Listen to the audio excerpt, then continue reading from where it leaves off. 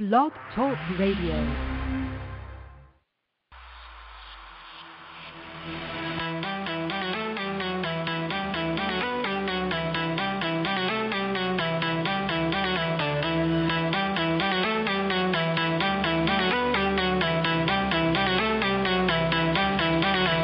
Welcome to the Earth Experience with Kalina Angell.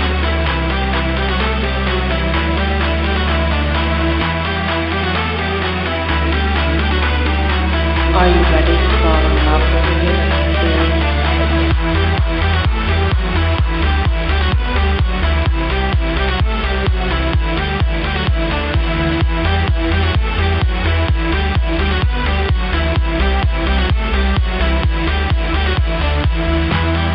Are you aware of the divine soul that you are and why it is that you came here to have the earth experience?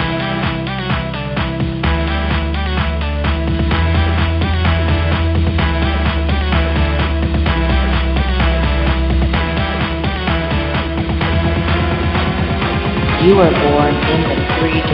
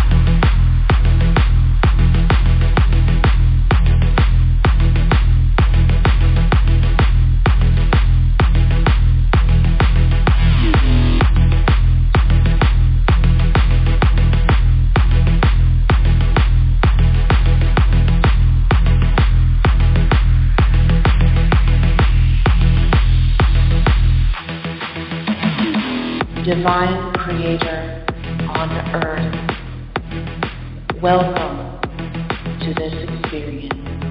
Welcome to this show.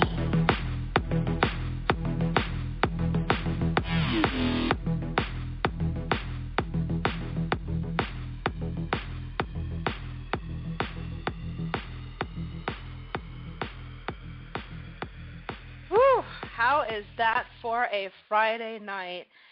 This is your host, Kalina Angell, and you are listening to the Earth Experience. Well, this is the episode, the second episode. Last week we had a pre-recorded show, and now we have a live show. We have a lot going on. I'm going to catch my breath. I dance to that song every time I hear it. Come on. If you like it, it's called Immense by Robin Strand, and of course the voiceover is me. So if you want to check that out, he is on SoundCloud. Wonderful musician. So what is tonight's show about? Well, we are going to talk about who are you without your mask. What do I mean by that? Well, we are going to explore that topic in full detail. Who are you if you're not wearing a mask? If you're not living the role that you are as male or female or whatever it is that you are, whatever you've defined yourself as, who are you without your mask? So the first thing that we're going to do is we're going to talk about masks, and then I'm going to have a very special co-host, love of my life, Rob Gauthier, come in. And we're going to discuss a little bit about that. And then we are also going to have a live chat with Treb Bor Yit NE, which is the benevolent reptilian hybrid that Rob channels. Then we're going to take callers.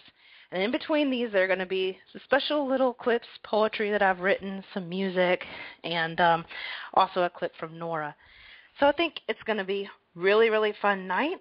And first thing I'm going to do is segment in a little bit of music, and we will be right back with our wonderful co-host, Rob Gauthier.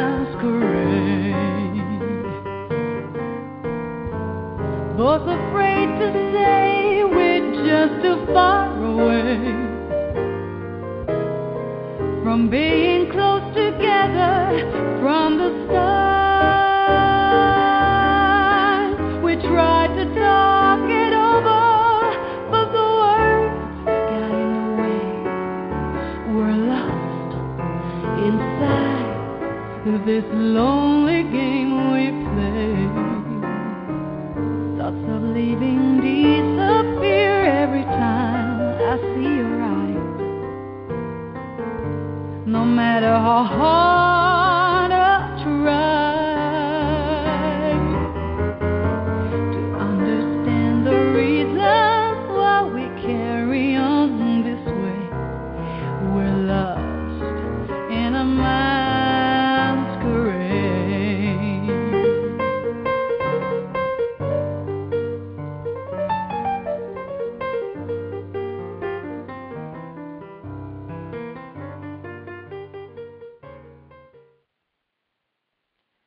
All right, welcome back, everybody, and welcome to Rob Gauthier. Are you there?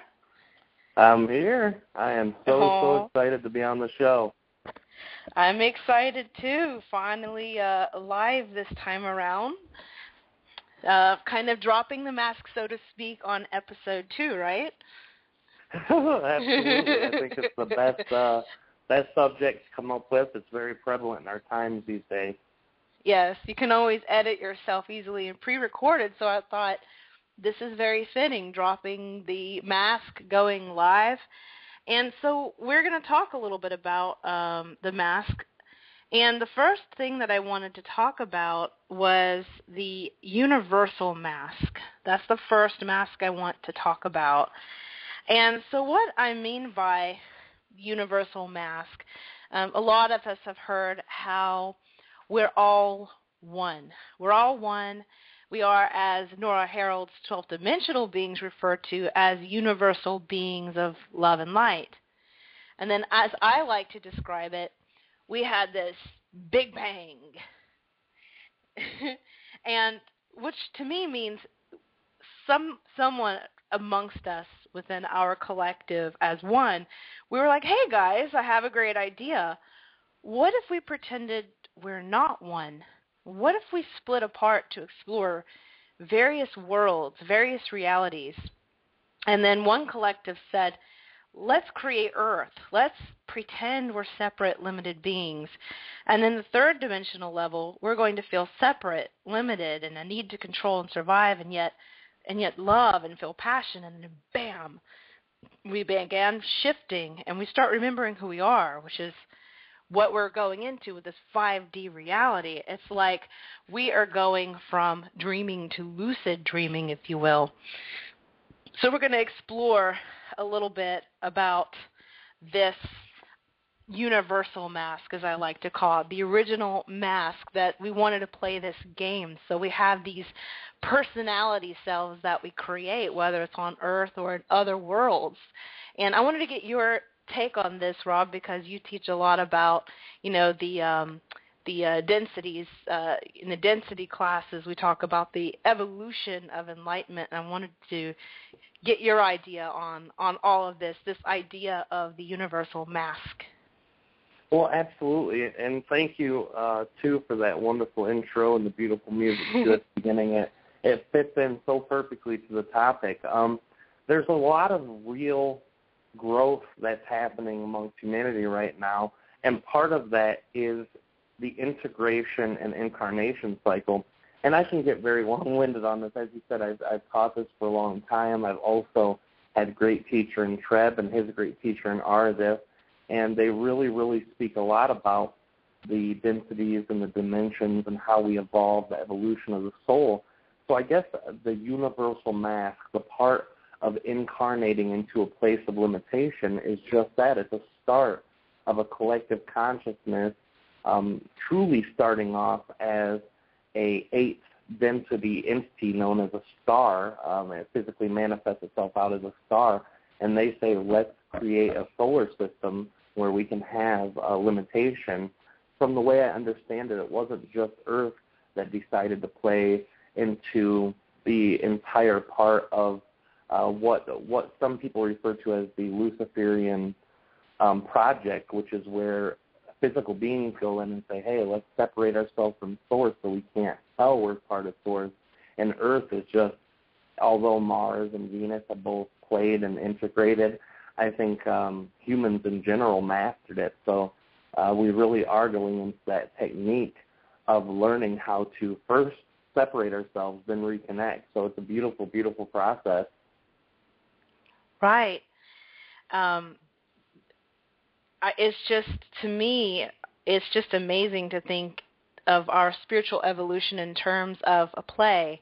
You know, one of the first things that I had a channeling within my own self as a small child walking around in the forest was I was just pondering the meaning of life and what is the meaning, and the feeling I got, it's this divine game that we're playing, and our goal is to actually wake up outside of the actor and the stage and remember who we truly are. It is an essence of becoming the bad actor. So I think it's really fun. This is the original intention was to come and play and expand. It gives us a way to explore ourselves in a way that otherwise we wouldn't, because as the one, we were unlimited beings, or being, however you want to define it. We were unlimited, and we got this really wild idea, hey, I want to pretend like we're limited and gather all this information through contrast and then expand through that. So that's what I felt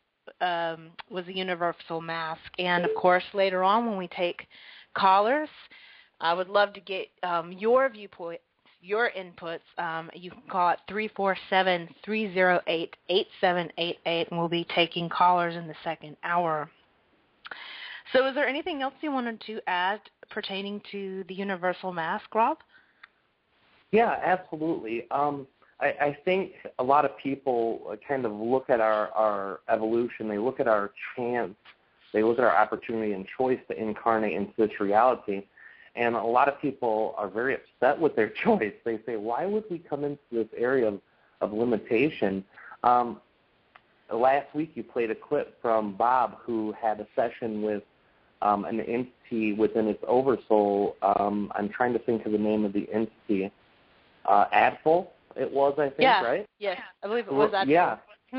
Yeah, and that clip played exactly how this stuff works. I mean, when it comes down to it, the entities who are in the 5th and 6th density now, the high 4th density, the ones who have more mastered this, they really look at us in jealousy almost. Not jealousy in the way that we perceive jealousy, but they're very envious of the energy that we have. What a decision to come into a place that has such a divine concept of being able to not know that you're created, not know that you're connected to God or the source, not know that you're a part of one. I mean, realistically, we kick ourselves in the butt all the time and say, oh, man, this is such a rough deal, such a rough life, such a rough time that we're going through. But in all reality, just to be able to hide the oneness, hide the God within ourselves from ourselves, that takes a lot of power. And I know many entities have talked about how much gall and how much power that we have to even be able to do that. So people think, we're limited in certain ways, but we're not. We are such wonderful creators. Well, and speaking of limitation, there's also the whole concept of time. As we're learning now, it doesn't truly exist. We are actually in a nonlinear time. But going into this more limited format, we get this concept of linear time.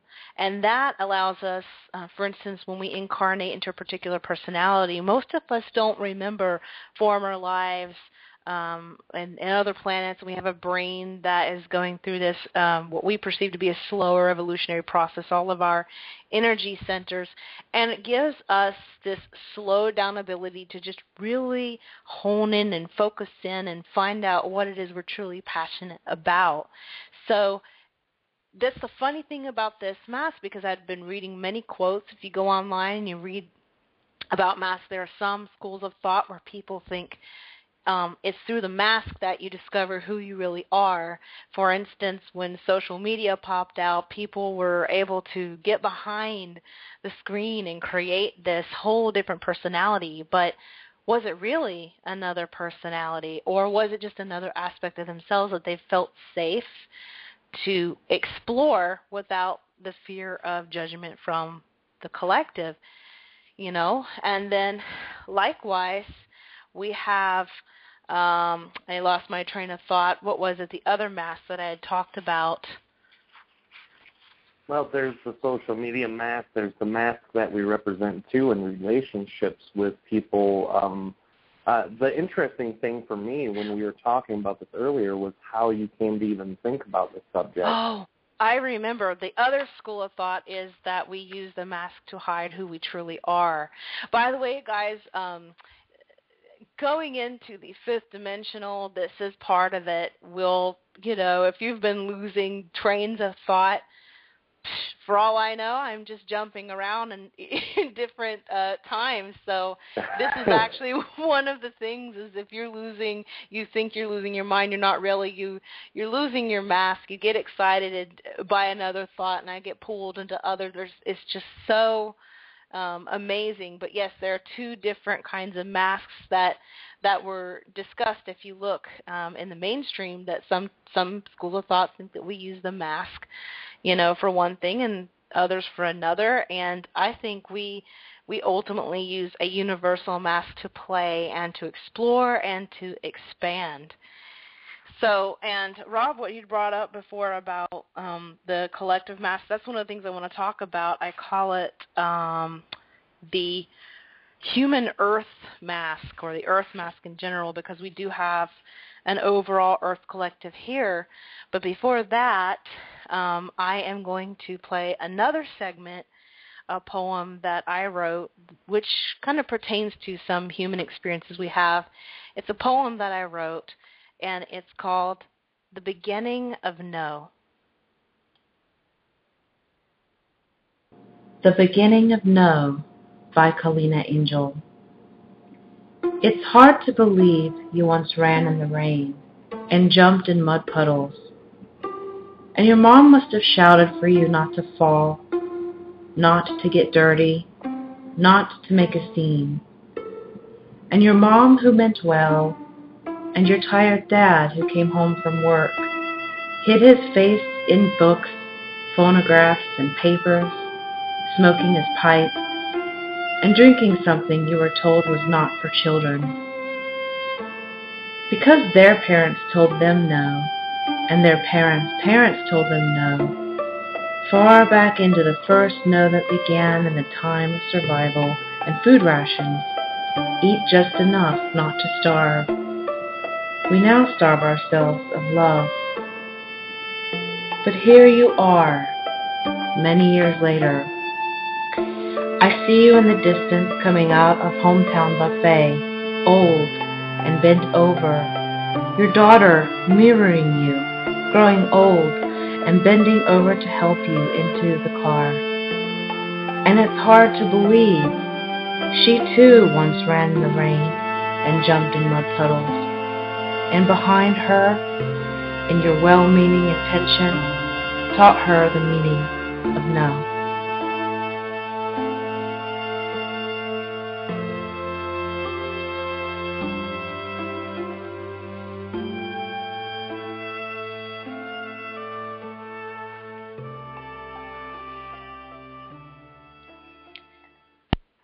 So that's just one example of what I wanted to talk about, to get into, about the earth mask. And that is kind of a good example of the collective mask and the personal relationship mask, which is that know that we're taught, this idea, this game of limitation that we came into. The majority of us, pretty much all of us listening to this, were born in the 3D reality, and we are new 5D beings. Rob, are you there? I'm here with you. Yes, I am. Oh, awesome. There you are. So what did you think about, what did you get out of the idea before I delve into the earth mask? What does that mean to you? Well, to me, the idea of the earth mask is just that. It is the mask that we wear as human beings. As an entity who is graduating from third density to fourth density, however you want to look at it, third dimensional to fifth dimensional, fourth dimensional, fifth dimensional, regardless of what label. In fact, the labels themselves are a representation of sorts of mask as well. And those representations, for me, jumping in from that third to fifth, there are so many masks as a human being that we're losing. Our concentration and thought process on any one mask or any one idea is a variance. It really does depend on each person and each personality, how they present their mask of human being. Some people put on this religious mask. Some people put on a less defined mask. They delve into atheism, science. I mean, there's so many facets of masks that we as humans wear, but to me, the human mask most means who we are in comparison to the universal consciousness. What makes us different from these entities that we are now connecting to, whether it be via channeling or just subconsciously through the oversoul, in any form, in any way, who we are as human beings and the mask we wear to separate ourselves from the other human beings, in the non-seeing of oneness that we've become to embrace. That's interesting. It's kind of like when someone is writing a feature magazine article, they have a subject and they want to find an angle. So we are ultimately looking to explore and expand, but this earth mask or this persona that we come into with each life, it's like we come and we find an angle for that. And what I was pondering about regarding this, the human mask, because we've got the earth collective mask with all the various creatures that live here. Then we've got our own human mask. For instance, the 3D, the ego that filters things through, the part that survives and helps us to survive and manage everything. And so what I thought is I would break it down in terms of collective mask, then the relationship mask, and then the personal mask.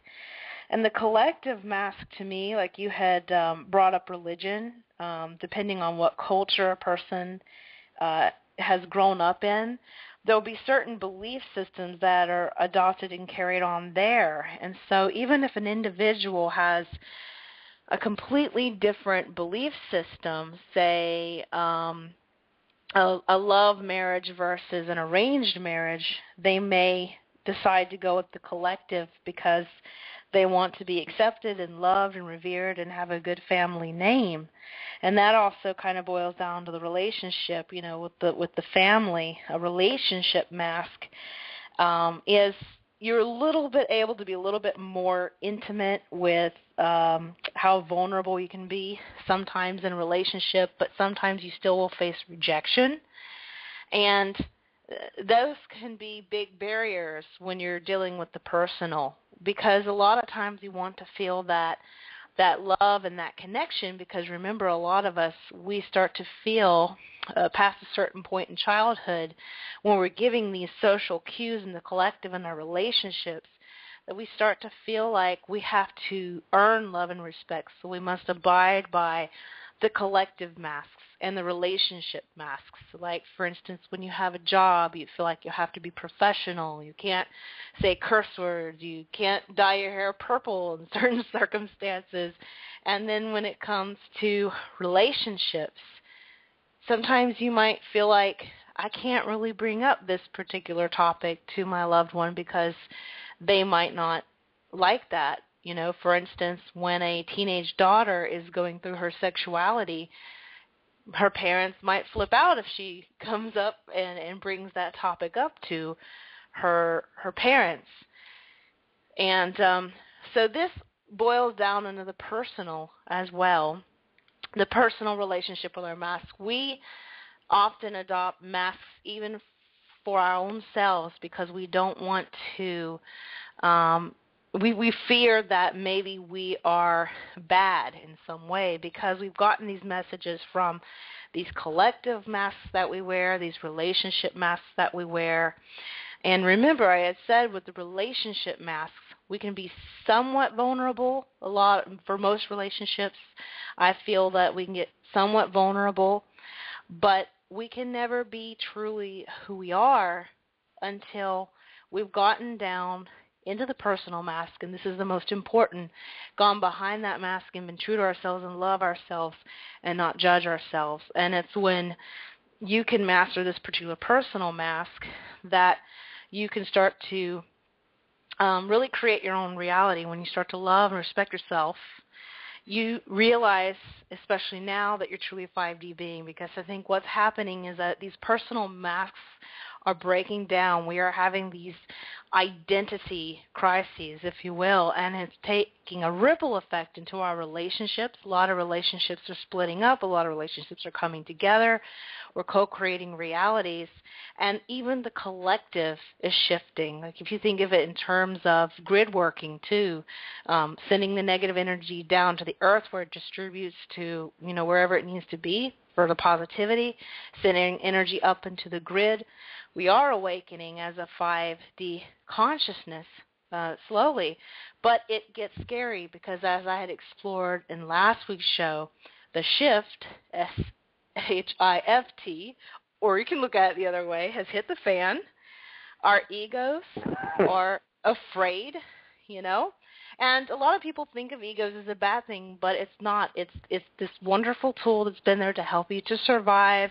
It's been there to help you with the limitation. It's like a program. It's part of one of the masks that you wear, and it's scared, and it's something that you want to love and caress and stroke into and say, it's okay.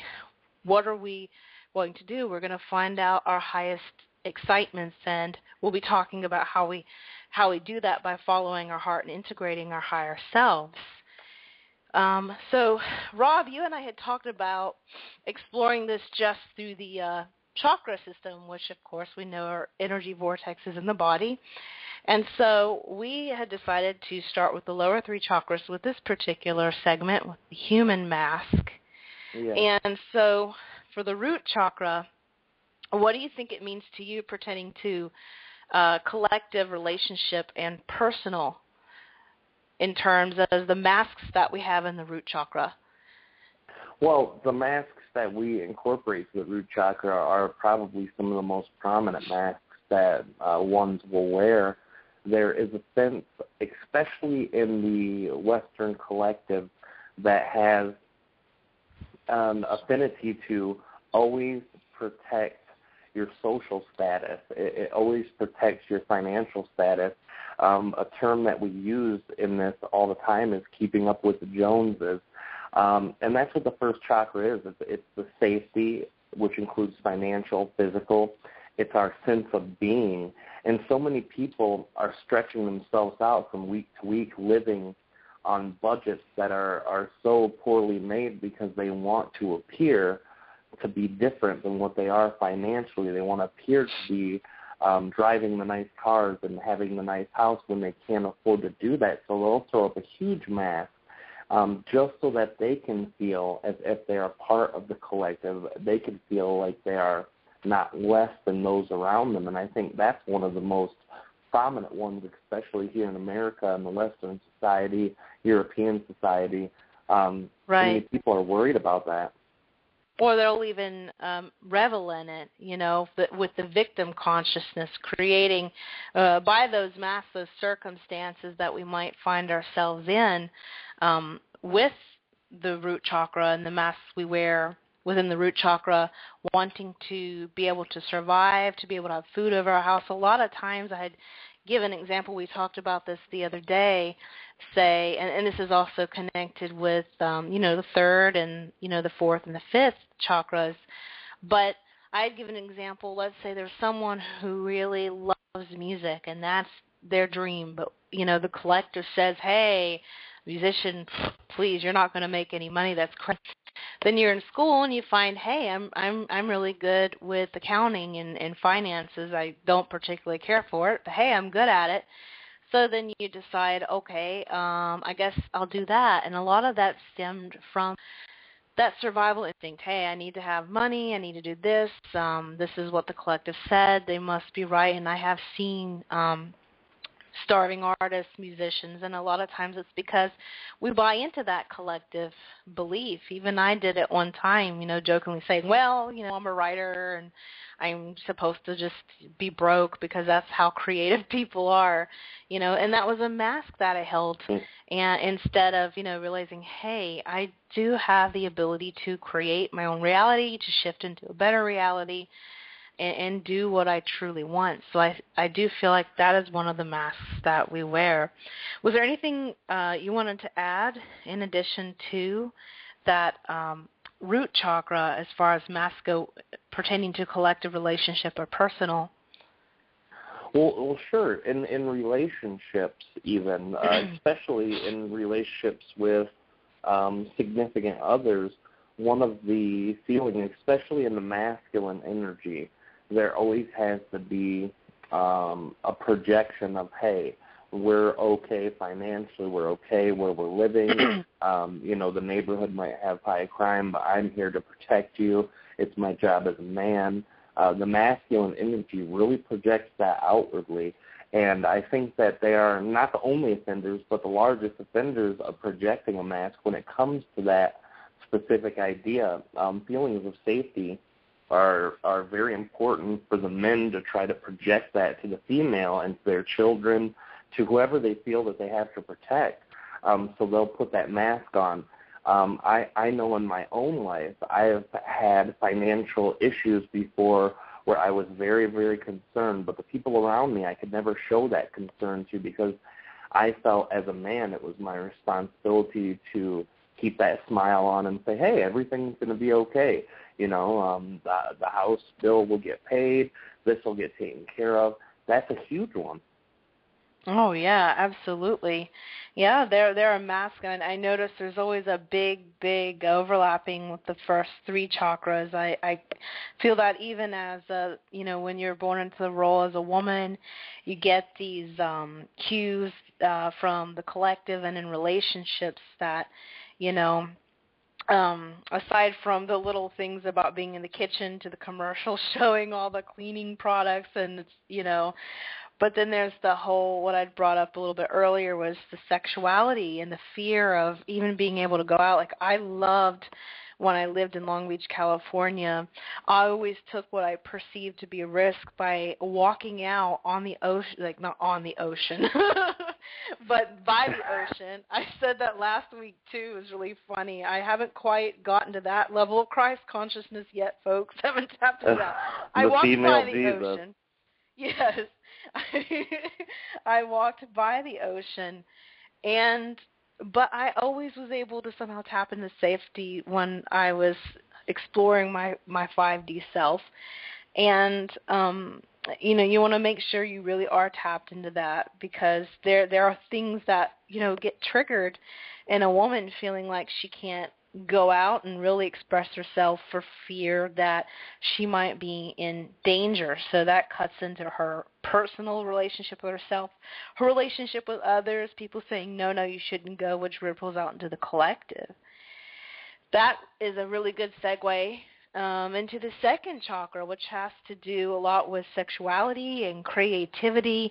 This is a big one, and this is one that gets an awful lot of abuse sometimes in some spiritual communities. These lower three chakras are often perceived as less than, and they're not. They're absolutely just as holy and wonderful as the higher chakras, because they are a part of who we are, and they are a big aspect of having this earth experience. So, Rob, what are your thoughts on the second chakra pertaining to collective, relationship, and personal masks, the human mask? Well, absolutely. I think that this is probably the biggest one. This one we could have hours and hours of conversations on just the mask of sexuality. Second chakra relates also to that excitement and thrill-seeking behavior that we have. A lot of people wear masks, and this one tends to be in the Western society. Again, instead of a masculine thing, it's a feminine thing. Women are taught when they're young that if you feel high in a sexual energy, you're a whore, you're a floozy, you're a slut. If you explore that sexuality as a female, you're not okay. And the men are able to do it in any capacity that they wish. They could sleep with several women in a week, and that's okay. And that's one of the big masks that women have to wear. If they're highly sexual in nature and they want to sleep with someone just to sleep with them, they have to put on a mask to society, the friends, family, everything. And when they act on that when they act on that desire, then they really have to put the mask on. Then they really have to walk around. And I know as a female, this is a very huge burden on so many females I know. Oh, yeah, especially going into the personal mask, hiding from yourself, judging yourself, because as we know, ultimately, whether it is something that someone wants to explore, male or female, one-night stand, or something a long life through, no matter what, it's still two souls touching. But the collective will teach you that there's a right way and a wrong way, rather than just the exploration and the consent between two human beings, regardless of their gender. It could be a man and a man, a woman, and that's a whole other topic, when we're dealing with the second chakra. Now, second chakra, of course, also has to do with reproduction and creativity. I had brought up the example before of the musician who decided to become an accountant. There's nothing wrong with that if that's your dream. I know someone who absolutely loves his job. That's his highest excitement, and I'm very excited for him. There are a lot of people who are exploring and being in professions they'd rather not be because of the first chakra experience. But then there's the second chakra in that too, which has to do with a level of creativity. And we don't just give birth to our sensuality, our sexuality. We don't just reproduce children, many of us who reproduce children, but we also give birth to ideas, to creations, and this is something, oftentimes women, and again, I'm not trying to get too, these again are the masked women with the relationships, often put relationships ahead, and then a lot of times men will, their baby often is, whatever they're creating, and of course that mask is dissolving because we're finding that our souls are neither male nor female, and we're able to really dive into this vast, beautiful orange chakra that is just exploding with this lovely ability to create, no matter what it is, and to express. And it's a very important center when we get from that beautiful ruby red chakra, expressing that fully, knowing that the universe is safe is really helpful. Running that through and letting the ego know that as it starts to give in to allowing the power over to the heart and the higher self as you integrate into your 5D being self. Now we get into the third chakra, and this is a big one, I feel, for the mask, because this is beautiful yellow, bright yellow chakra, and it has to do with your sense of self. But how do you know who you are if you're wearing a mask? But sometimes, remember, for anybody who listens to the Abraham Hicks material, sometimes it's these contrasts. You're bumping up against all these no's and don't do this and, whatever, these experiences, this buffet of all these experiences and choices, so that you can have the opportunity to find out what it is you're really excited about. And ultimately, it's about you giving yourself permission to be what I call a polite rebel.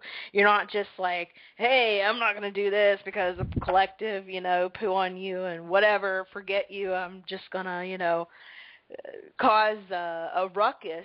It's more like, I respect you. I love you. Your religion, your whatever. But this is who I am, and I love you. But this is who I am, and I love myself too. And knowing that you have that right. And so you instead take off the borrowed beliefs, the masks, and you take, in this lifetime of 5D, a blank mask for yourself, and you paint it to resemble the idea of who you want to explore. You get to create your own persona. You get to create and direct your own life. I don't care if you're 82 years old right now. You can start from there. If you're 5 years old listening to this, you can start from there too. Especially get the glitter out, and literally just explore who is it you want to be, and give yourself permission. But first, forgive yourself. That's how I'm feeling with this third chakra mask, that these different masks, these roles that we play, and give yourself permission, keep the ones you want, and then just think about it. Whatever it is that you want to explore within yourself, and it's okay, because this is the ultimate. Taking off the mask within yourself is where it all begins. Loving yourself is where it all begins. So, Rob, did you want to add anything regarding the third chakra mask? Yeah. There's lots going on in this one. Like you said, this one's a huge one. The third chakra also represents backwards, forwards into time. It represents the me versus the rest of you. This is where a lot of us have to build masks, because we're in the illusion of separation. So we have to make what makes me me. And as we'll talk about later, I'm sure there are multiple variety and magnitude of masks that we have that separate just our own personality and ego from the rest of us. But let's just take that aspect of time. So many of us wear these masks in the present because we feel that we have to, from what we went through in the past. Well, I'm a person who must wear this mask now because when 10 years ago I used to be a bad person, I used to be an evil person, I used to be a nasty person. So they bring that mask forward through guilt, and they put it on their face this day. Well, I'm a used to be bad person, so I still have to wear this mask.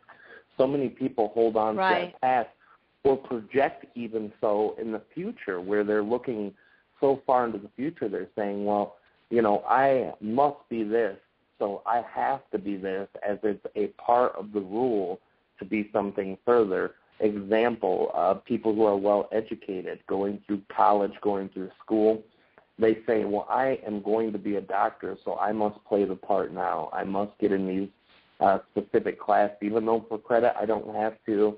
That's what all the rest of the doctors do. I have to go to this country club because of this. I have to do this. Absolutely. Because, and it continues on, so on and so forth. Yeah. Wow. Yeah, and and I was also thinking too, this example that I had earlier about the dream, when it comes to this 3D and the ego, which is filtering through, and it is scary, the ego having to get rid of this identity is scary. There's always that part of many people that wants to hold on to the mask because it's like, okay, so I have to recreate, then who am I without this, Like for me, there was a period of time where I was so depressed and feeling so much of an outcast and in my own little victim consciousness that when I began to learn to love myself, and of course I'm still on that journey. I think in some ways, if you're incarnated here, you are on that journey of self-love. I just realized that I had to learn to integrate that within myself and just allow that period of being a little bit afraid but also excited to realize that whatever is going on inside of my personal self, whatever it is that I'm creating, is going to be reflected outside of me. And this is where, when I was in my victim state of consciousness, I was often very connected as a child, and then I got a bit disconnected. I get bits and pieces of information. And then I would feel like, I love you, God, universe, this higher source that I could always feel. And I felt like, I would start to work on something, and then shit, as an SHIT, would hit the fan in my perception, and I would think, why did that happen? Is the universe against me? And that's part of the dream, that feeling, when you have a dream and it's not a lucid dream and it just feels like everything's happening to you, that's that feeling of limitation and separation. And it gets to the point where you just get so tired of whatever it is. Everybody has their breaking point. For me, I was just sick and tired of being in the dream, and I really just got tired of having a certain perception, and I decided, what if? It was a what if moment. What if I loved myself? What if I didn't give all my power over to others and try to get respect and love from the collective and then from relationships? And what if I just focused on the personal first and gave myself permission, because I'm a person too, right? So, and that is where I began to unravel these borrowed belief systems, these masks that I had adopted and found they weren't truly my own to begin with. Was there anything else that you wanted to add? Well, I think we covered a lot on that, honestly. I think, we covered a lot with those first three. Well, sure. I am going to segment into the next topic, but before I do that, I'm going to share a poem that I wrote that has to do with an invitation to my higher self, and then that's going to relate to the next topic that we're going to get into. And it was literally right after I wrote this poem, my higher self wasted no time.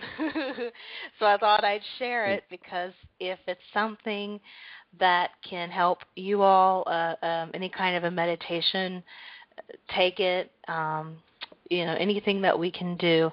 I'll go ahead and play it now. We love you guys, and we'll be right back. An Invitation for My Higher Self by Kalina Angell. Dear Higher Self, I am unhappy without you. I long to know the merging that we are. Even my ego chants for your blessed presence. My brain creates endless swirls of thoughts enveloping the wonder of you. My heart pulses with ecstatic joy at the remembrance of your embrace with your shard self, your water droplet of light. Won't you join this small shard of me? That personality self you so lovingly crafted. That role you spun for me to play on earth. Sometimes I remember you a bit, dear soul, because I'm somewhat a dismal actor in this world, pretending I'm this face, this name in the sleep we call alive. Fluttering remembrances of our oneness, then my amnesia of feeling separation from you and all beings. those shards of other selves, higher selves, who are greater shards of the highest self, who are us, collectively. Then I forget again, and remember again, and then my heart aches at the confusion of connection and communication. Telepathy on mute between most human incarnated souls whilst between the slumbers. This strange dream of separation and limitation. I don't want to play this part anymore like this, slipping in and out of my conscious coma while you observe my experiences with compassionate smiles, fascination, and a patient waiting for my invitation. Little volcanoes of consciousness erupt, shaking all the colors within me enough to awaken, just a little, just enough to remember fragments, not enough to merge with you again. Higher self, become me, engulf me, rejoin your small shard self. I am ready to die, to live. Embody this body with me. Fill up every atom, every cell, every bone, organ, skin. Push up the kundalini and spin each chakra until this little body is so full that your radiant love spills over and ripples and streams, tapping each person, animal, plant, reminding them of one. Higher self, the door to my heart is open now. Be me. This poem was written on March 29th, 2013.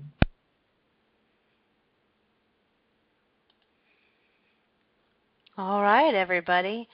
So that was a big pinnacle in my life because boy, did my higher self begin the journey and always has been there, just waiting for me to invite it to integrate in. And I have been reopening and integrating ever since, and just in a wonderful time. You know, as you know, we all know about the December 21st, 2012 is, to me, it's a representation of us shifting into that spiritual evolutionary phase into our fifth dimensional selves. And this is a wonderful time to be in. We're in a sweet spot.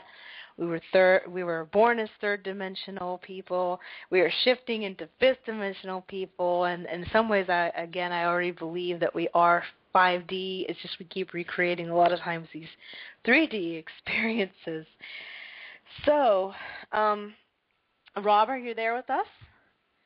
Yeah, I'm here, and that poem was very, very powerful because it represents everything that all of us can be if we choose to do it, and that ascensional energy, climbing up consciousness, whatever you want to call it, whatever label, mask you want to place on it, what it is expansion, and it's gorgeous. I love that poem. Thank you for sharing that with us. Oh, thank you.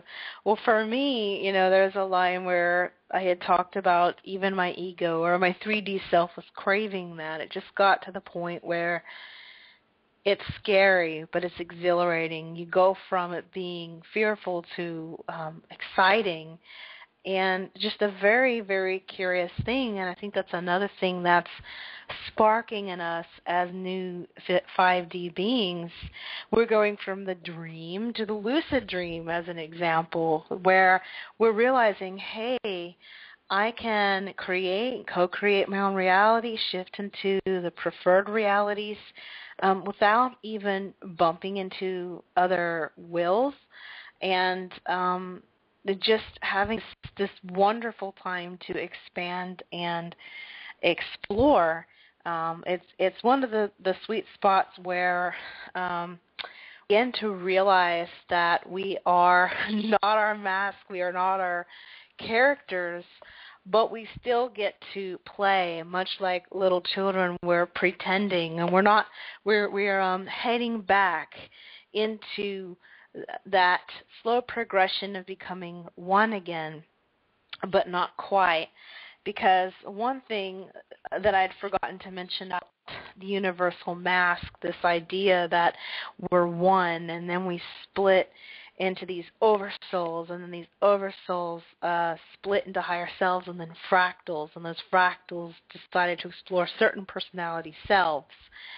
And it's just meant to be very fun, but now we're getting into this point where we are waking up to realize that we are much more than our fractal selves, but we don't really want to wake up super fast because, what's the fun in that? We want to go on all these adventures, we want to explore the Earth experience. In this case, some of us will, probably all of us will go off, we'll explore other planetary systems, other things that we don't even know exist, can't even put it in words because it just would be seemingly impossible. That's how exciting it is.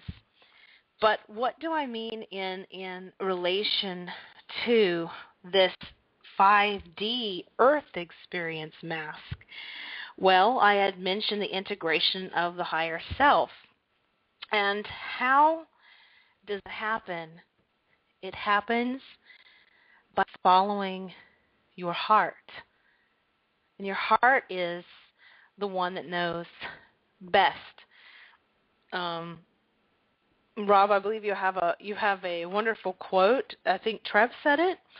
That has to do, if you follow your heart, Absolutely, you can never be led wrong, and you will go into your own truth, whatever is true for you, whatever you want to explore and to express, because that is what we are. We are all universal beings of light and love, and the heart is the gateway that runs all of, for instance, even just our chakra systems that we're talking about. Our heart is even the doorway to the throat chakra. Like the throat chakra having to do with speaking our own truth. We can't really do that until we process it in the heart. The heart is so intelligent, and in the 3D world, we talked about how awesome the brain and intellect is, but the heart is the one that feels its way into the truth. It's the one that connects the intellect and the intuition, is able to connect and integrate all parts of yourself. It's the part where you can integrate both your ego here that helps to keep you in this particular time and space, and your higher self. It's the place where the higher self comes and integrates with that personality self that you came to explore and express. And so that, to me, is part of integrating into the heart chakra, the 5D Earth experience mask.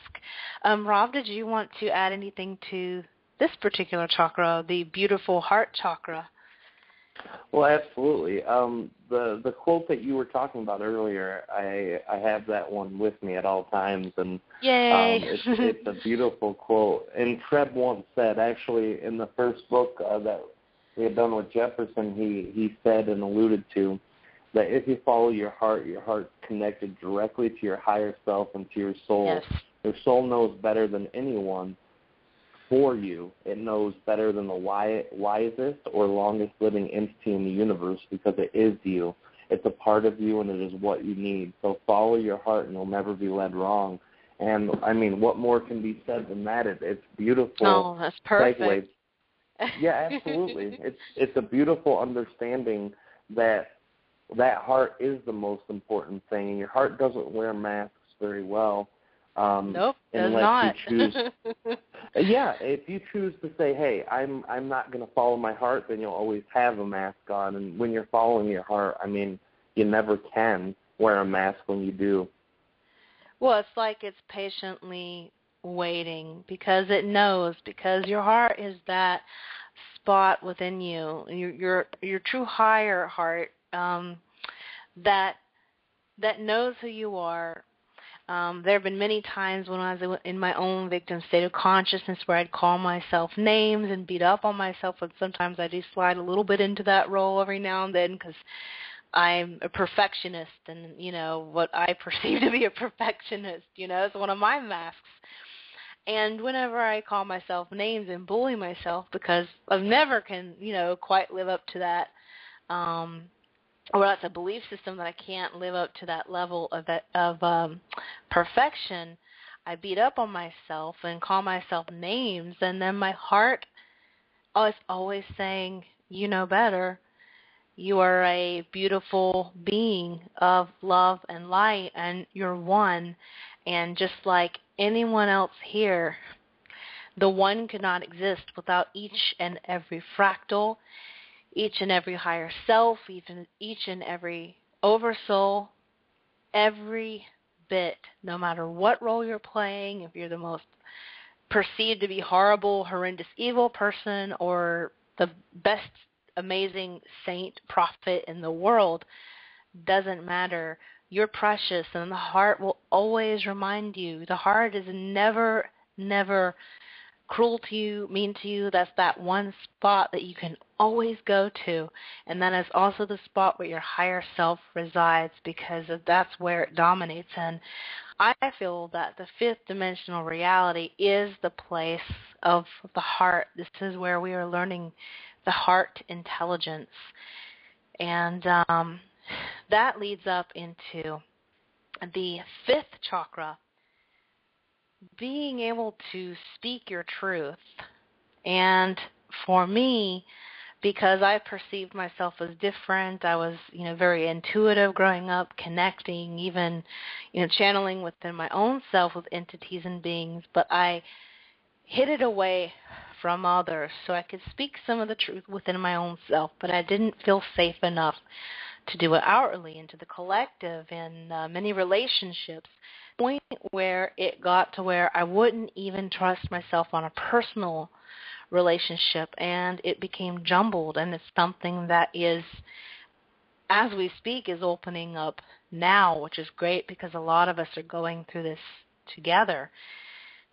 Many of us, especially with the harmonic convergence in 1987, if I remember correctly. Yes, 1987, we were, opening up. I was a little kid. I was going through all these, speaking with entities and beings. And at that age, it's hard for people to understand if you're just, playing as a kid. And oftentimes I think that's never just playing as a kid. There's a lot of communication that comes through, versus, someone who's making these connections. And so the way that I spoke my truth was through writing, but I wouldn't really share them. I would even talk into a cassette tape, and perhaps in the future I'll share some of these with you guys when I was very young, but it was a way for me to at least express the truth to myself and to these other entities and share my love. As I got older, I began to question myself and question my truth, because I started looking and hearing these other spiritual teachers and gurus, if we will, and I thought, well, perhaps they know more than I do. They say that they're enlightened, so maybe I don't know as much as I thought I did, and I began to kind of shut down, because I wasn't following my heart. But when I was younger, if I picked up a book, I could read a line and my heart would just jump up, almost kind of do this dance, if you will, and I could feel what was true for me in that particular part of my growth. And that is so connected to the throat chakra, being able to express yourself to yourself and to others if you wish, but just living in your own truth with yourself is enough. You don't have to stamp against the ground and tell everybody this is the way it is for me. And, unless you want to. You can, but I think it's very important that we are able to express ourselves without the fear of what others think. And I know that can be very, very hard. For me, I'm a sugarcoater. If something happens or I feel like my space has been invaded or whatever it is, that's that other mask, Southern girl, raised in North Carolina. I got to sugarcoat everything. I got to be sweet. I can't be, a bitch. I'm afraid of being perceived in that way, and that's another mask. But what does that do? It shuts my ability down to communicate. But if I am communicating through my heart into my throat, how can I go wrong? Right? I'm communicating with my unconditionally loving heart. And if someone perceives it in a different way, that's okay, because what does that do? It just shows a reflection of where I am within my own belief systems, but at the same time, it allows that person to be triggered in the way that they need to help them to go up into their next evolutionary phase. What are your thoughts on that? Yeah, absolutely. I think you're absolutely correct. And one part of the throat chakra that a lot of people overlook, too, is the idea of wisdom. That's where we hold the wisdom in our consciousness. So when we look at that idea alone in the mask we bring, this is a huge mask, and this relates back to the safety feeling. It can correlate a lot with the first chakra. A lot of people use religion as a safety net, and they do that in their wisdom. They'll hear something that in their hearts they cannot believe is proper. They hear a story like Jonah and the whale, where this man's swallowed by a whale because God was angry at him for not teaching his teachings in another land. And this whale travels with him alive in his stomach and then spits him out right in the place where God wants to be. Now, there are many, many Christians who take this story with a grain of salt, but yet they will tell you out of their own mouth, this is the truth. It has to be. It's in the Bible. The Bible is God's word. This is what, in their hearts, they know that that story never happened. They know that that is not a truth. They know that that's a fable or a story that's given as some sort of morality that they should be using. Listen to what God says, preach his word at all costs, or bad things will happen to you. So now they have taken this truth that they know is not true and spoken it. This wisdom that they know that they are judging, but yet they're letting it through to their mouth anyways. This has the wisdom aspect, it has the heart-to-mouth aspect, and it also has a feeling of safety. They feel as if they need this specific idea to keep them safe. They feel that they need to represent something that in their hearts they know isn't true, because that is the wisdom part that they choose to encompass. They say, I am Christian. I will live in the Christian truths, even though they know in their heart that that's not true. So many Christians you talk to will say, well, the Bible could possibly be filled with parables and fables, which to me means they don't believe it, but they will speak that at all costs because they need to wear that mask, that protective layer. And I think that that's a huge part of the throat chakra. Right.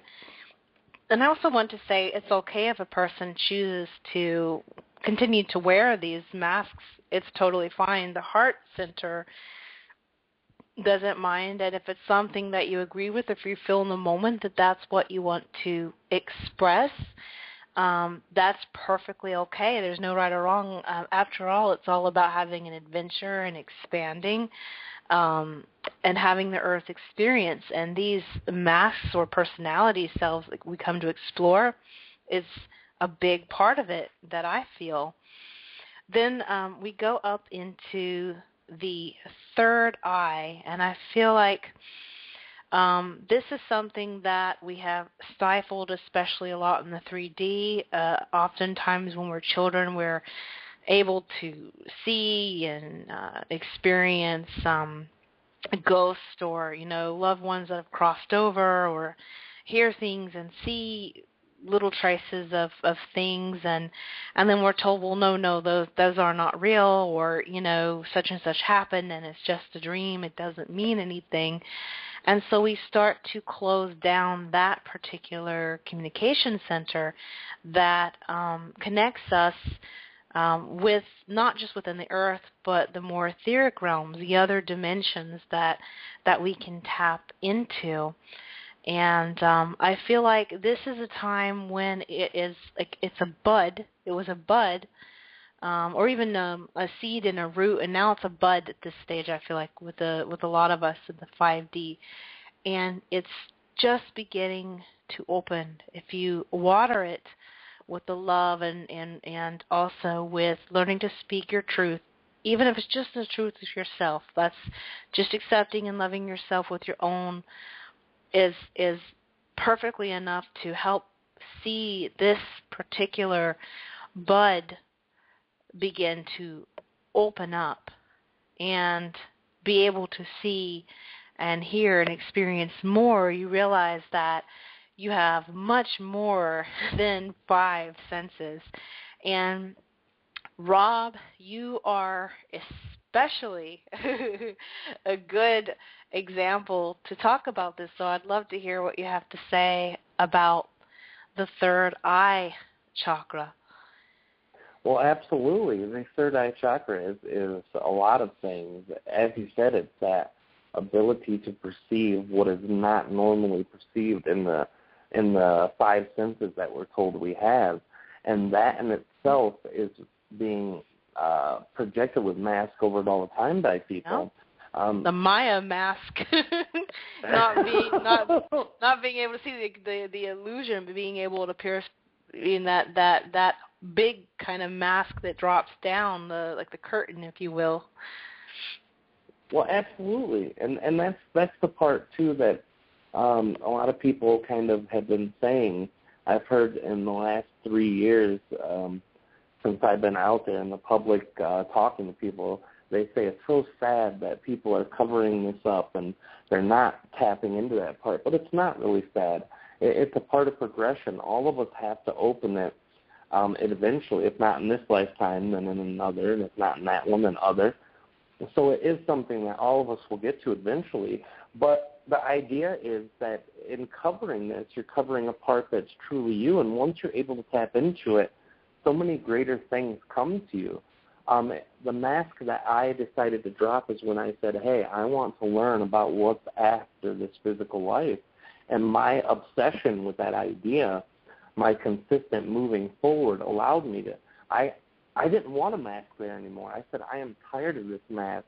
And it took me a couple years, but through my highest excitement being in that one idea alone, I want to see what's after afterlife. I want to know what's beyond the veil.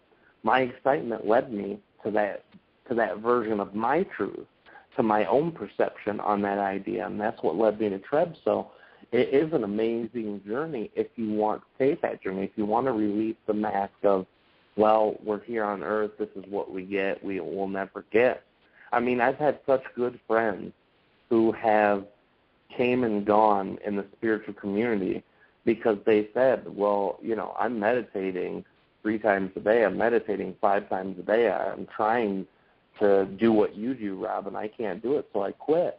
And it's never that they couldn't do it, it's because they perceived it as a hardship. They perceived it as a struggle, and they perceived it as something difficult, and that's why they ended up getting that result with it.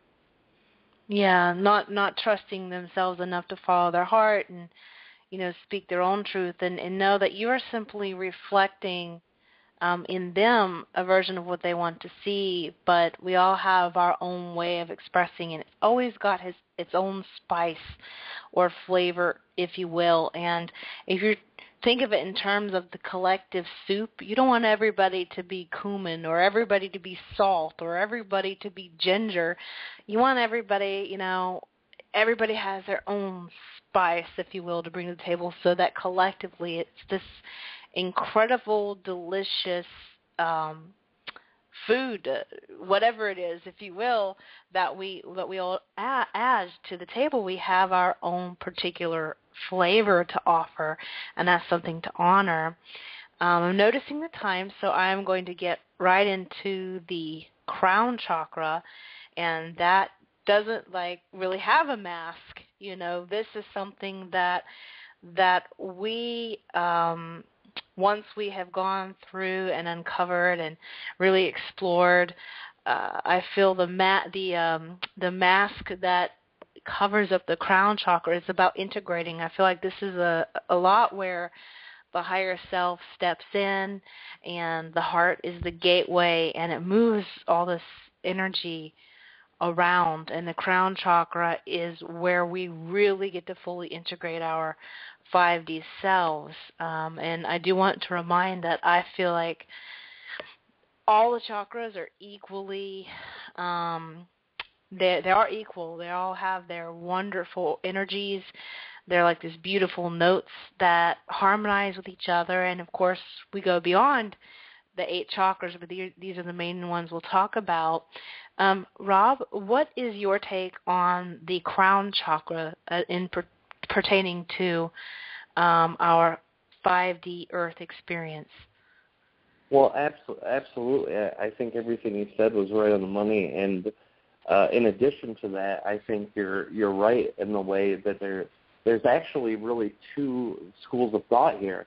The school of thought that says when you get to the crown chakra, you have no mask left because you have reached that connection back to oneness, or the idea that the 7 chakras where the mask originated, once we broke off of that oneness, we had to have a mask in order to separate ourselves. So I think that last mask barrier lies somewhere either at the beginning between the 6th and 7th or above the 7th, where we have to say, hey, you know, even as an oversoul, we have a mask. We're not connected to all that is. There's so many layers when you go into the higher densities, from 7th density to 3rd to 12th are all separate consciousnesses from Creator, so they're still not connected all the way into the one, but they have the perception of one. So either way you look at it, you're either having a mask, the final mask, or not having any mask at all. But either way, once you've reached that crown chakra in your excitement, once you've reached that point, this is what breaks all barriers, and you get to see what oneness truly looks like. Yep, and I think it's a wonderful sweet spot, too, because at the same time you get to have a fully integrated Earth experience. It's just a wonderful, you realize that you're not just the actor, you are the director, you're the writer of the screenplay, you're everything, it's wonderful. It truly is like a lucid dream, and this is that part of your fractal, this life right now, that you're going to bring back to not just your higher self to integrate, but to your oversoul and to the oneness as well, your own personal spin on this particular fractalized life. Now, I'm noticing we have 42 minutes left. I am wanting to play a clip. It's about 13 minutes long. And in that time, we are going to have Rob bring in Treb. He channels Treb Bor Yit NE, who is a benevolent reptilian hybrid, very, very loving being from the Capella star system.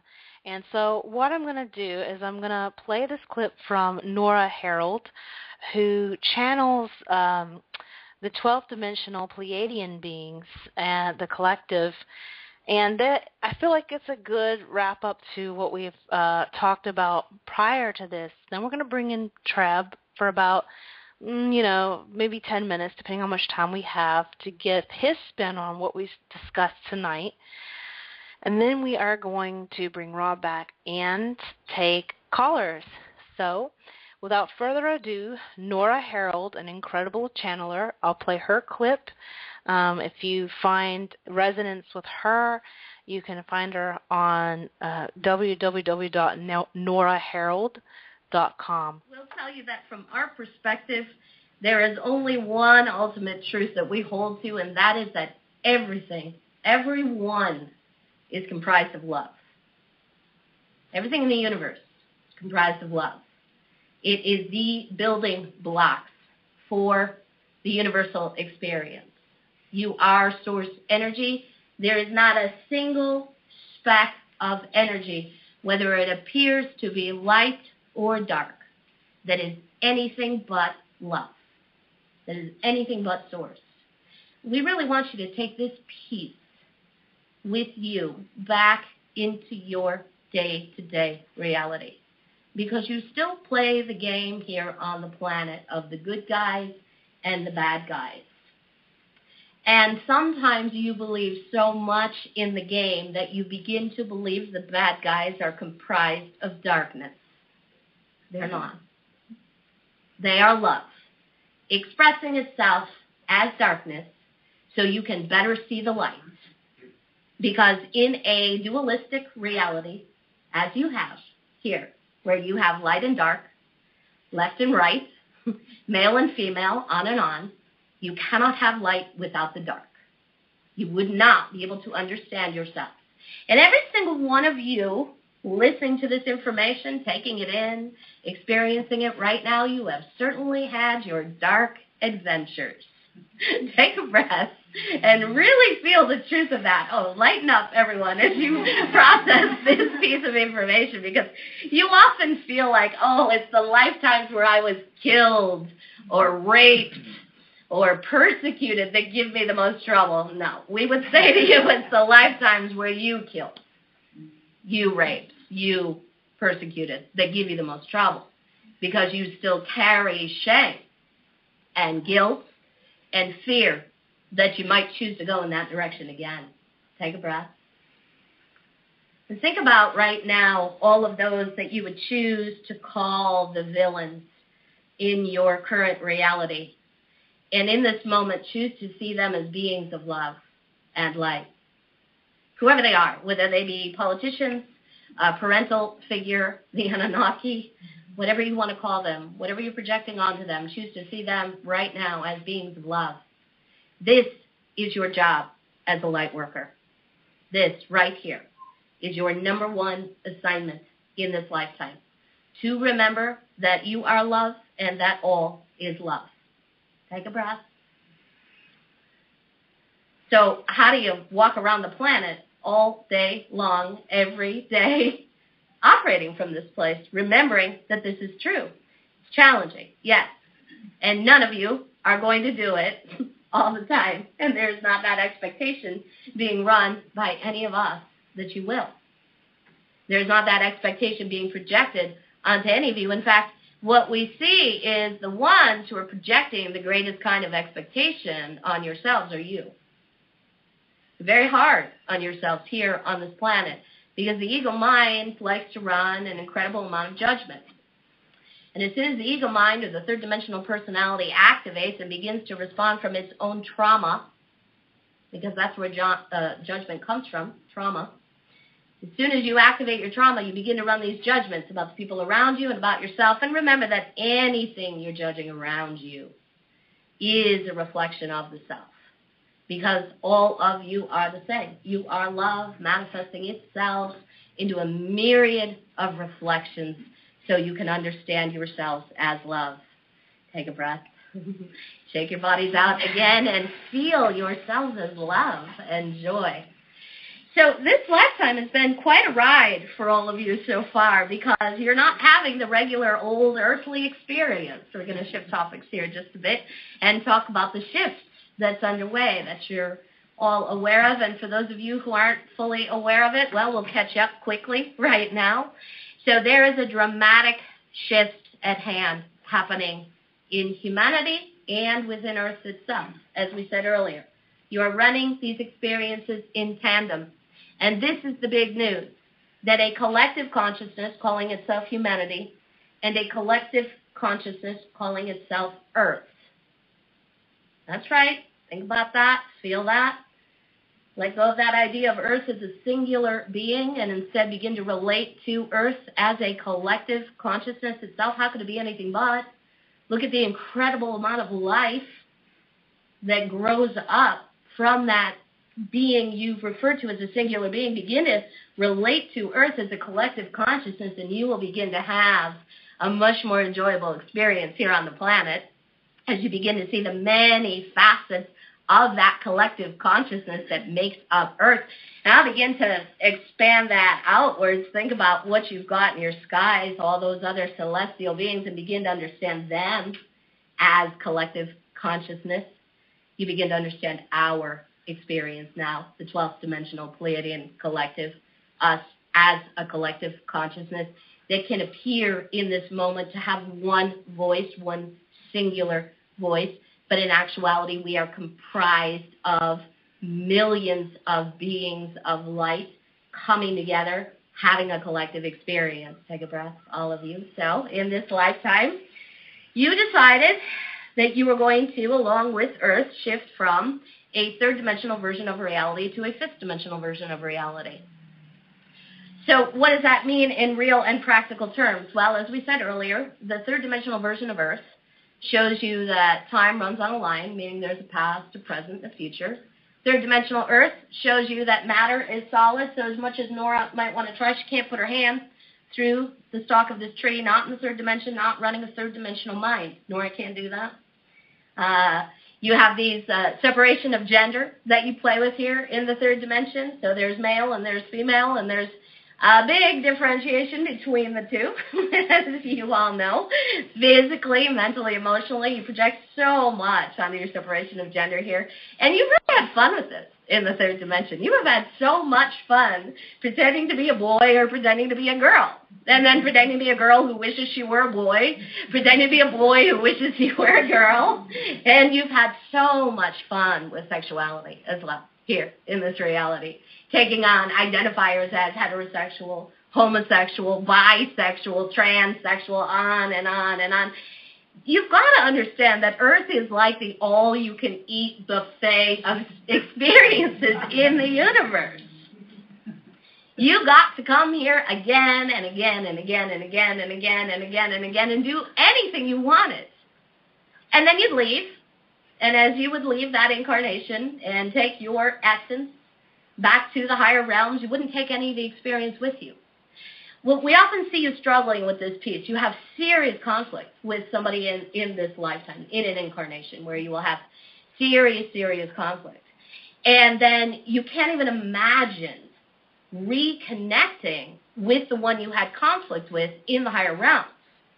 Well, what we'll say to you is those that you play that conflict out with on Earth are your best friends in the higher realms. Think about when you were kids and you would play cops and robbers, right? You'd play these games with your best friends and you would try to kill each other in your games, right? You were fully invested in the experience of hunting each other down, hide and seek, tag, whatever it was, you were out to get your friend. And then mom says, time for a treat, and you drop your toys and run in and you have a treat together and you don't take the game with you. Children do not take those games with them back into their quote-unquote real experience. Well, that's a metaphor for the series of incarnations you've had here on the planet. And just like with children, just like when you were children, you all remember how much fun it was to be the bad guy. Think about that. That was always the role that looked the most interesting to all of you, mostly because so many of you were trying to be good all the time. So it was an opportunity to blow off all of that energy and be bad and make a mess. And we see you still operating the same way right now in your lives. Many of you hold yourselves to this impossible standard of goodness, of niceness, and you put it on like a costume, and it begins to constrict and shut you down until you explode, and then you create a situation in your life that causes you terrible conflicts where you're on the floor in a heap, and you're on that floor in a heap crying because you've stored so much data for so many years trying to be nice, constricting yourself, that you have to give yourself the breakdown to release it all. Take a breath. Yeah. It is not good to be dishonest. It is dishonest to be dishonest. Remember that. There's a way for you all to move about in this world now in a very real way, in a very honest way, where you can still hold your center in the heart. If you put on the costume of goodness, it's going to prevent you from doing that. We want you to take this with you as well, because we often see you all holding back from saying what it is you really want to say, out of a fear that someone will judge you as not being kind, not being generous, not being good. And all you do when you do that is dim your light. You restrict your access, you restrict your flow. Okay, back to the big story at hand. So, you've incarnated here time and time and time and time again.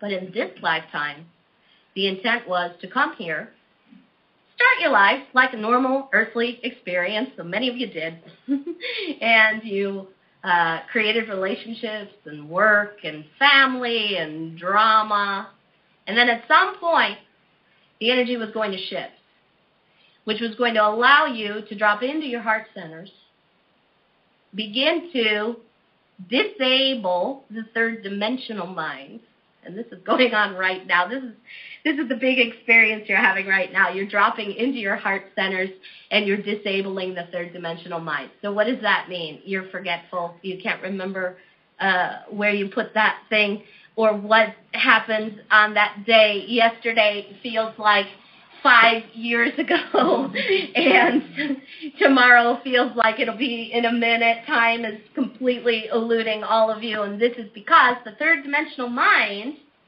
is what you have used to keep yourselves on the third dimension. It's a limiter. The third dimensional mind throws out any extraneous data that tells you you are anything but a third dimensional being or anywhere but the third dimension. So as you dropped into your heart centers and began to operate from the heart as your center, as the computer, as you stopped using the mind as the computer and began to use the heart as the computer, the third dimensional mind began to break down. As the third dimensional mind has begun to break down, the fifth dimensional mind has begun construction. Take a breath, and it's not really construction. We just like to play with images in this way. You already have third dimensional minds, all of you. They don't need to be built. They are there, ready for you to use whenever you feel fully ready to access them. So what will a fifth dimensional mind give you? Well, the fifth dimensional experience will be a mind, heart-centered, connected experience where you will begin to truly transcend all of the limitations you have placed upon yourself in the third dimension.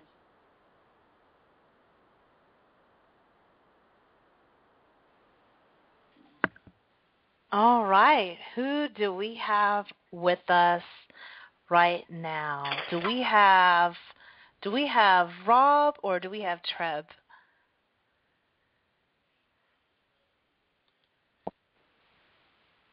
Are you there? Oh, there you are. Are you ready to bring Treb in? I apologize. I brought in one of the callers by accident, hit the wrong button. Because I can be silly sometimes without a mask on. So do we get the honor of hearing you with your wonderful oming and toning? Yes, you do, and here it comes. Treb is on his way. He's on his way, and so guys, this is a trans-channeling version of Treb, and then after that, Rob's been working with the conscious channeling version of Treb, where it's integrated, and when he's in this format, I call him Trob. So first, we'll have the good old-fashioned trans-channeling version of Treb, then we'll bring in Rob and Treb so that they both can speak together. If you have any questions for Treb and or Rob or just comments, you want to talk about the topic right after Treb gives his viewpoint on what we just spoke about. Because, man, I'll tell you, Nora and the 12th Dimensional Pleaidians are incredible. I'm really excited. We didn't ask Treb yet what his thoughts were. We know that he's very excited to talk, so without further ado, let's bring forth the wonderful Treb Bor Yit NE. All right. We'll see you guys on the other side, and have fun. All right. Let's bring in that resonant tuning.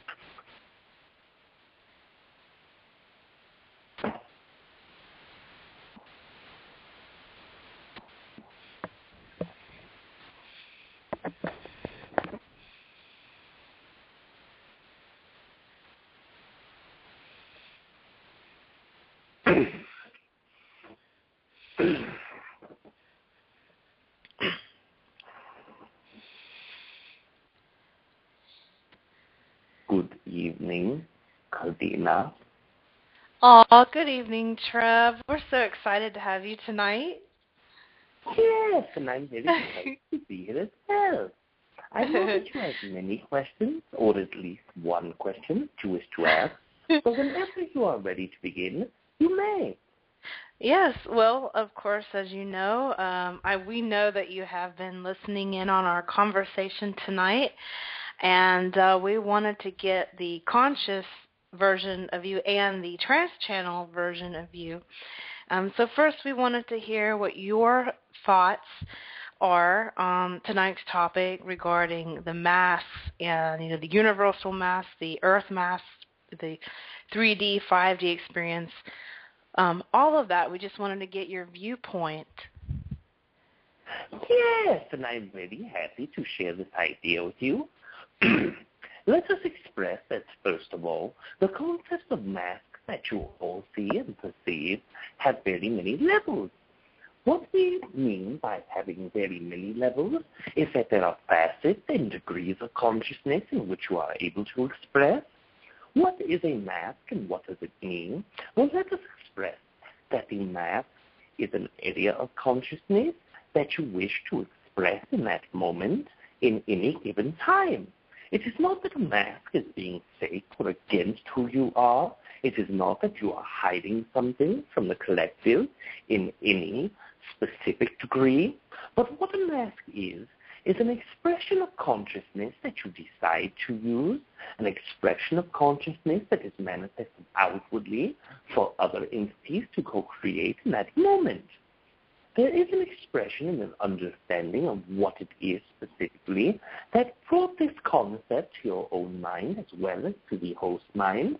And when you see the host expressing himself to one entity, sharing ideas and concepts, and then you realize that it is not the same version of the host that you are able to experience in that moment when he is connecting to his friend as it is that it is being as it is expressed when he is connecting to you. You see that perhaps there is two versions of this entity. Yes, this is very true in one way, but let us explore the other concept. The other concept is that in that moment the host is wishing to express a portion of consciousness that he has, let us say perhaps on standby, when he is not connecting to you in that moment. What this means is he is not pretending or placing an act upon the entity when he is connecting and speaking to his friend. What it means is that there is a portion of the consciousness of the host in every moment, but he is only wishing to connect to that entity, that portion, that fractalized consciousness of himself in a degree when he connects to this co-creator. And as he is expressing himself through various ways and various connections, he is coming in tune with this one specific piece, and when he connects back to you, he is removing his connection with the one piece of consciousness and reconnecting to a portion of consciousness that he is when he is connecting to you. This is much as if the host is channeling my own self as he connects energetically through me, then the portion of consciousness that he understands to be Treb, that all of you perceive as Treb, connects to him, and he co-creates that experience.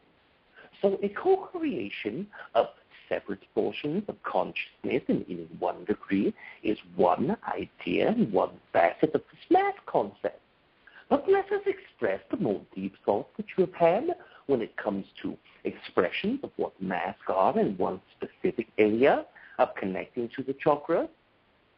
When a human in your own third to fourth entity consciousness exchange connects to a very specific portion of consciousness in one degree or another, what you are doing, again, is not necessarily hiding an energy that you are not or becoming more of an energy that you are.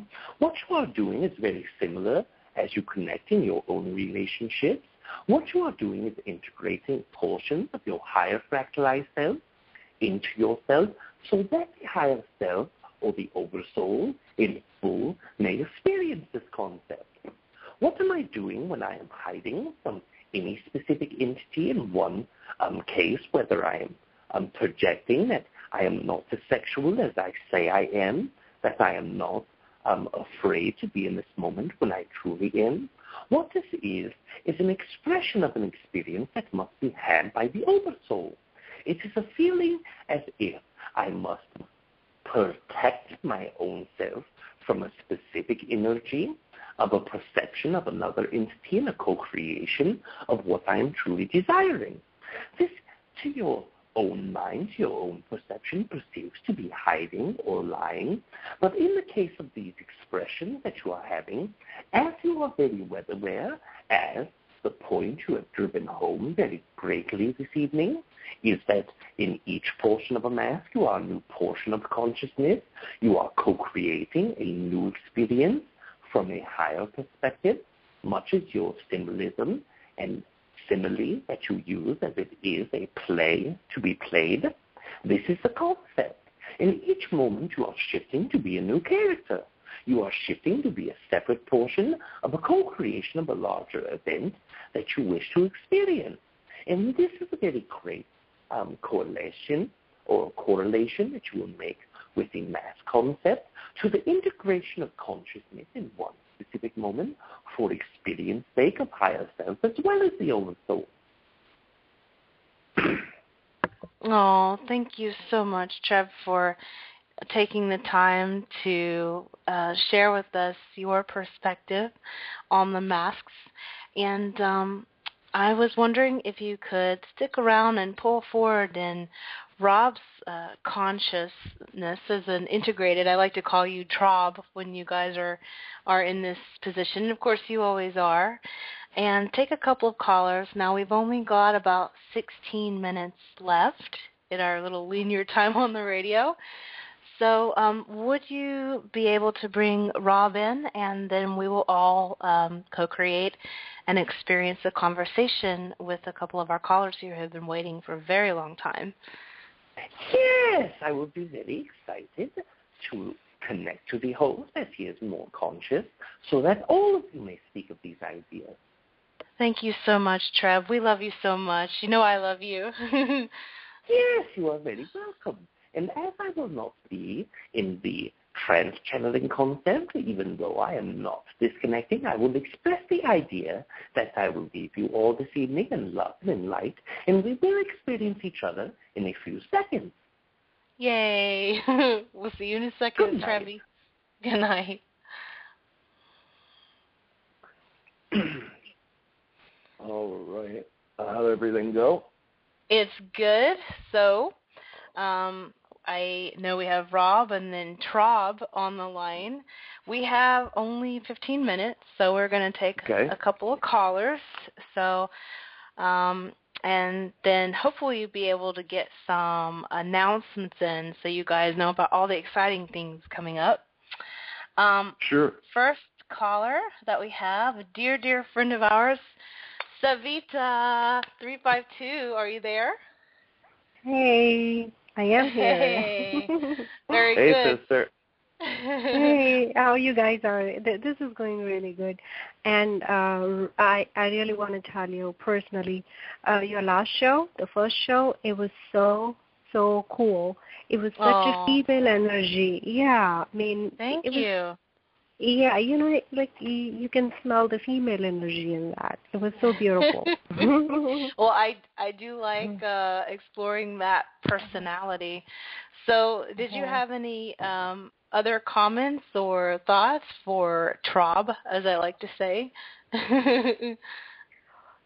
Yes. I want their comment or thoughts on.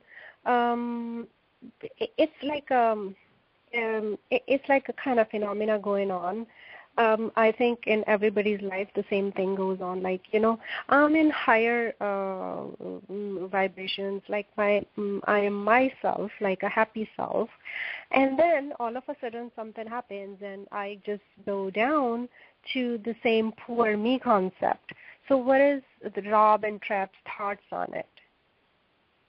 You know what I'm saying? Yeah. Actually, that's a beautiful point, and I'm bringing that forth from Treb right now. The energy goes out to him, and it's coming back. And in the meantime, I want to say, as soon as your voice popped on, Treb wanted me to tell you hello, and he wanted to say hi to you, Savita. So, okay, so what Treb's saying right now about this feeling like you keep dipping down and feeling sorry for yourself, there is a part of your conscious self that is very, very understanding of the whole situation of consciousness going up and down. And because you're aware of that, it actually taps into a more sensitive level, a subconscious level of the energy that is within you that knows it goes up and down. So every time you feel the energy starting to dip a little, that gives you a permission slip to go forward and say, well, it's starting to dip. Now I can go back into the ego portion of myself.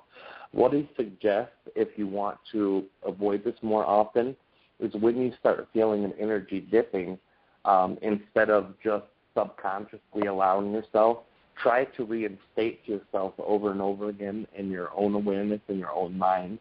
Try to use that self-taught mantra, that one that says, I am not going to have to go into my ego to find a lower dip of energy. I can be in any energy in my higher self. And just kind of repeat that, whether you're going to bed at night before you sleep or when you start to feel like a real crappy situation, then just repeat that idea. And when you repeat it, you're reinforcing your subconscious to remove that permission slip and that part of you that says, hey, it's okay to jump into your ego now. You're in this energy that goes up and down. You might as well take comfort in it. So just kind of repeat that to yourself throughout the day whenever you start feeling that energy dip low, and before you go to bed, meditation, whenever you can, just repeat, I know that I don't have to go into my ego when the energy gets lower. I can go into a lower part of my higher self, and I can adjust the energy that way. Yeah, and I just want to say we love you so much, Savita, and thank you for calling. We know you've been very, very busy lately studying, so thanks for calling. Please call back again soon. Love you, sister. Our next caller has been waiting a very long time, too, 832. Are you there? Hello, everyone. Hi. Hello. Who are we speaking with tonight? This is Chris. Chris, hi. Hey, Chris. How you doing, Good bud? to talk to you. Good to talk to everyone. Kalina, Rob, Treb. It's a party up in here. So, did you have any questions or comments? Both. So I really am resonating with what you said tonight, and I really feel just the way everything you spoke about with all the different chakras and the mask that we wear, because I feel that, I guess we all do that, so absolutely. different masks that we wear each and every day to for instance, in my case, it would be the be nice because I am from the South. So. Oh yeah, I totally understand that. I was raised in North Carolina. So it's very hard to get up there and be speak your minds and voice your, and I worked on that, but I guess the question I have is, and this is going back to what Rob and you guys are talking about opening the heart chakra and then also opening the third eye, and how do you perceive that you achieved that? Okay. I've lived. All right. Well, basically, Treb's bringing forth information to me now, so while he's doing that, I'm just going to let you know this is a very common occurrence with all of us who are trying to grow. What Treb says is there's a judgment that's always placed on expansion. A lot of it that it's difficult, that it's hard, that we have to go through something in order to receive that, or that we have to go through hardships to even deserve that. And he wants to let you know that that's not true. It's bullcrap. What he wants you specifically to know is that your heart is big, and that mask you put on your heart, you say, or that nice guy face you put on, is not really a face. It's just a part of your energy. When you judge it, it takes away from the actual ability to move past it. So when you feel like you have to be nice, you don't have to be nice. Just accept who you are in that moment. Yeah. Each acceptance that you build is going to be another acceptance of energy, and the more energy you accept, the closer to the third eye. Now, bridging that heart to third eye connection is doing what I did to do it, or at least that's the only perspective I can give you from my own self, my obsession to know what was beyond. So there has to be an excitement. I call it obsession, but it was truly like the highest form of excitement. And Treb is coming in and saying excitement, obsession, it's the same thing if you are happy about it. And speaking of nice, Chris, I'm sorry I muted your mic a little too early after your question, so I wanted to let you know, oops, I did not mean to do that. And we wanted to thank you for your question and your comments. And we have, 6-7 minutes left, yay, to get into some exciting announcements.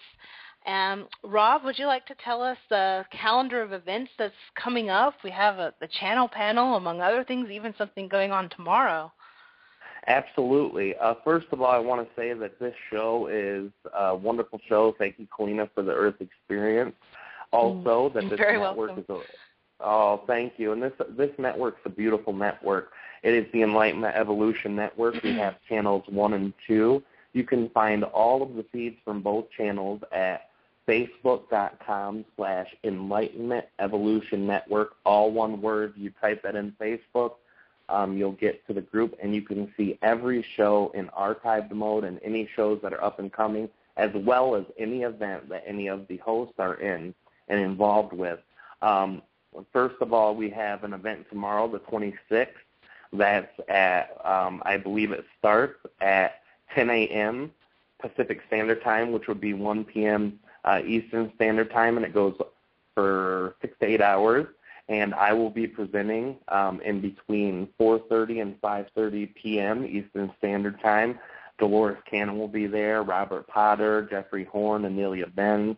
Huge, huge event. I will also be making a groundbreaking Treb Channeling declaration there, something that Treb Channeling has never done. So keep your eyes peeled for that. You can still register at portaltoascension.org. There's also on September 13th from 1 p.m. Eastern Standard Time, or make that, 1 p.m. Eastern Standard Time to 7 p.m. Eastern Standard Time. That is the channel panel. This is an event in which the name alludes to. It is a panel of some of the greatest channelers out there. It'll be myself. It'll be Nora Harold, who we heard from tonight. It'll be our Monday evening host, Daniel Scranton. It'll be Brad Johnson. And it will be the one and only John Callie. And for those of you who don't know John Callie by name, you'll know him by face because he did the beautiful documentary, Tuning In, Spirit Channels of America, the original one with Daryl Anka, Lee Carroll, Jeffrey Hoppe. So keep your eyes peeled on that. We're working on a channel panel 2 for next year, and we're going to have the biggest names in the industry there. So keep your eyes peeled at trebchanneling.com. If you want to register for that event, channel panel, you go to trebchanneling.com. It's right at the top of the page. Register here in blue letters. You go to Instant Presenter. You go register there. Enlightenment Evolution Network, their show is every day of the week, and the Channel 2 has a show on Tuesday evenings, and pretty soon we will fill the entire network 2 up within a matter of a month, I imagine. So thank you for having me on, Kalina. Thank you for letting me be a part of your show. Thank you for being the one who created the ability for all of us to have the shows. I wanted to also add with the channel panel that I will be moderating that event, and I'm very excited because it's the first one. We're going to have a lot more coming up throughout the years. We're very excited, and we have, a wonderful show Monday, Tuesday, Wednesday, Thursday, Friday, Saturday, Sunday. We've got it all full. We've already got our Network 2 in the works. If you want to have something with channeling, join Daniel Scranton on Mondays. Tuesdays, you've got Soulfulpreneur if you're looking to connect with, your true path, your work, your abundance. Of course, Wednesday, this wonderful Rob Gauthier, who I love very much, love of my life, is always a blast every Wednesday at 9 p.m. Thursday, you've got Philip Malika. He's a blast. All things metaphysical, fun co-hosts and guests. Anything goes. And then, of course, you've got me, Earth Experience, Saturday, Odyssey of Ascension with Channeler Roxanne Swainhart.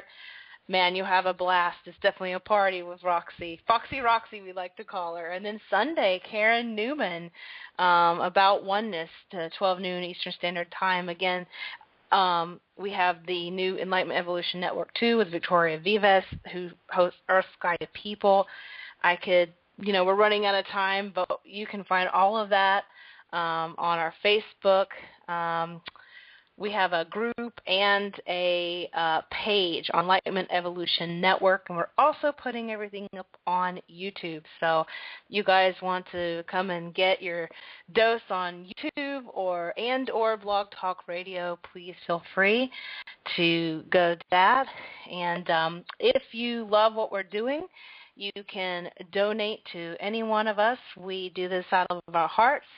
But if you like what we're doing, please feel free to donate. If not, we will accept donations of love as well. So I want to thank everyone tonight for joining us on Episode 2 with the Earth Experience with Kalina Angell, and, of course, Rob Gauthier and Treb. May I share something? Treb? Sure. May I share something on the announcements way? I do want to also put in really quick before we end the show that trebchanneling.com has been a great success in the last 6 months to a year, but I want to give my greatest gratitude to Kalina Angell, who has been the one who is keeping everything together over there at Treb Channeling. She's doing all the hard work and making it easy for me to just channel. So special thanks to Kalina Angell for the upcoming channel panel. You did a lovely poster. If anyone needs CG after they see that poster, get a hold of Kalina because she can make a poster unlike anyone can. Thank you, sweetie. I love you, and thank you very much. Thank you so much. I love you too, baby, and we love all of you guys out there too. And we'll take you out with a little bit of jazz. Have a wonderful, wonderful night, and we will see you next week. Love, guys. Have fun in that Earth experience.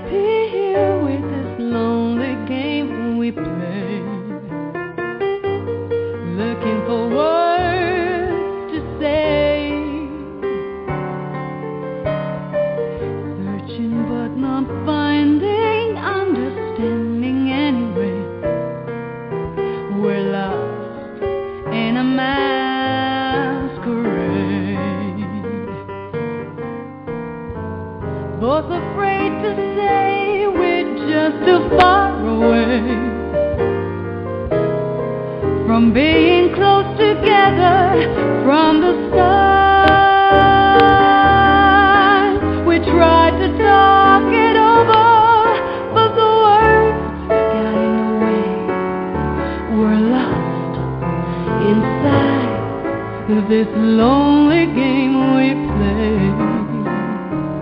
Thoughts of leaving disappear every time I see your eyes.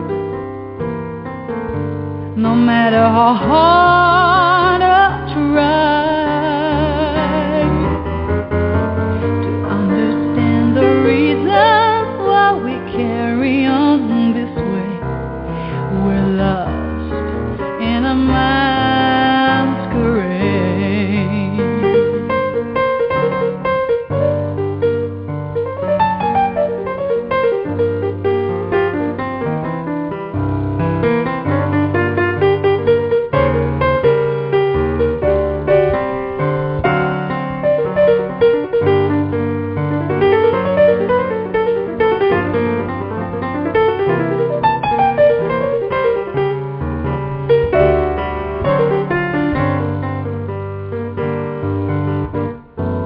Both afraid to say we're just too far away from being close together from the start.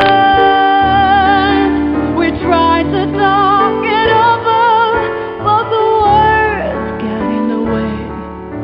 We're lost inside this lonely game we play. Thoughts of leaving disappear every time I see your eyes. No matter how hard